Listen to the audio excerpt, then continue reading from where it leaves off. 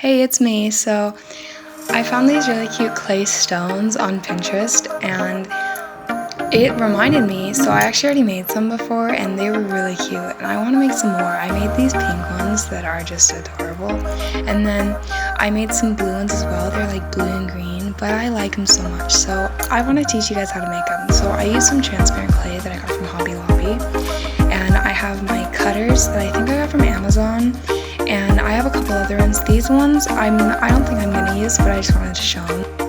So I'm gonna start out by sectioning my clay out into 3 different pieces. Also, you can make these. You can use like any color, but I usually look at like reference pictures of stones so that they like look like the stones, because I think that makes it look like so much better. I just think that's a cool touch, and sometimes I add mica powders into it to make it look shiny, but other times I don't because I just don't think it looks real. But yeah, you can do either way. So after I section out into 3 different pieces, I cut them all up into 3 different piles. And I'm gonna use 3 different shades. I'm gonna use 2 different shades of blue and then a shiny white. I used a dark blue and a light blue, and I think they're more like aqua, but I add those into the piles and I try to keep them like away from each other, but as I'm mixing, you want to like separate them so that the paint gets in like every, because we cut them up, so we want to make sure that the paint gets like everywhere. So like 2 aren't sticking together, you know, so that they're not like too big. And then after that, I mix the piles together, and I have these like really pretty foil, like I don't know what they're called, but I'm gonna use the silver one. I was gonna use both of them, but then I put the silver in and I just liked it so much. I think I got this from Amazon as well, but yeah, I think those look really nice in it. But I have copper ones too, and I didn't think those look as good. I think the silver matches really well.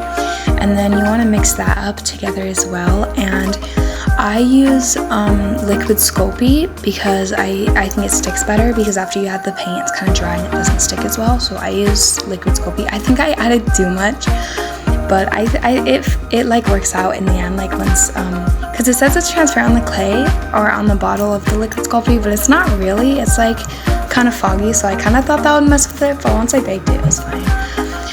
But I just mix that up, and then after I have it mixed up, I shape it into like a cube, like a cube or rectangle. I don't think it matters like if you do that, but I don't know, I did. And then I use my cutters. You want something that's like sharp, but it's like the same. You don't want it sharp at the end and then like thick at the top, because it won't give as like clean as a cut. But I love these so much. They're just beautiful. I'm really excited because since I use transparent clay when you cook, like when you bake them, I don't know if you've ever seen these on Pinterest or something, but I see them everywhere and they look almost real. They're so pretty.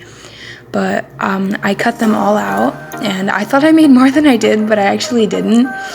I only made a little bit, but it's totally fine. I haven't made these in so long, I forgot how to make them, but they're still really nice. I think I did a nice job. And then once you got them cut out, I usually get like a little bit of more of transparent clay that isn't colored at all, and then I roll that out into like you have to make sure that it's like really flat. I guess you don't, but like I do.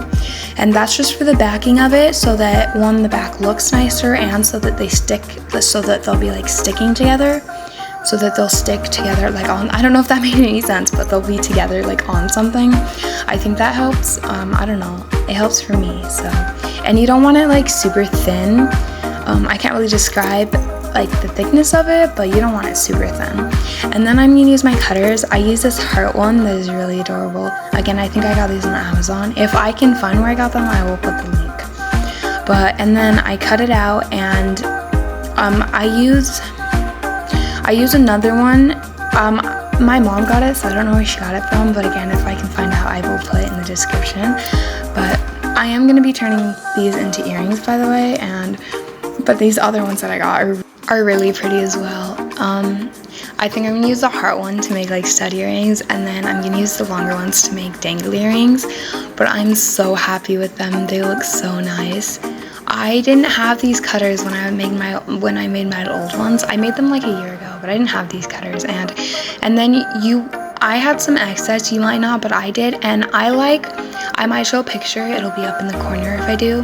I like to turn them into beads because they look so pretty as beads. I don't know, I really like to do that though, and I will put a picture if I remember. But yeah, they're done, and they're really pretty. I think I'm gonna like poke holes into them before I put them in the oven so that I can hang them, but that's it. I really hope you liked this video because I enjoyed it, and I hope this was helpful in any way. Thank you for watching. Bye!